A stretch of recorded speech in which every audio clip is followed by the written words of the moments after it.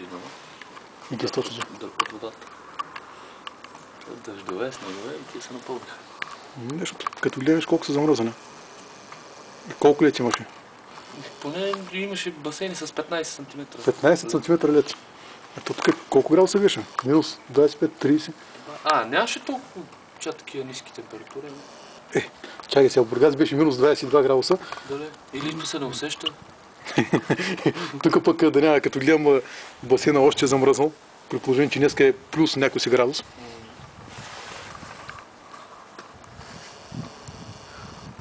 Бая замръзане трябва да е било. Не е мисълта ми да не би таваните, защото да не са замръзани. Те бойлица горе на тавана.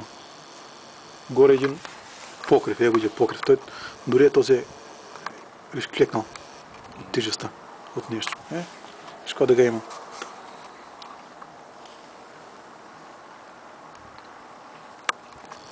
Това е смисъл, да не би да са замръзнали тръбиче, а Иван е венчил, който бил с вода, да е замръзнал там. Но са проверите другите къщи, да не би да имате, че спукани вентили. Защото е пластмаса, такава, която според думите на производителя високотехнологична пластмаса.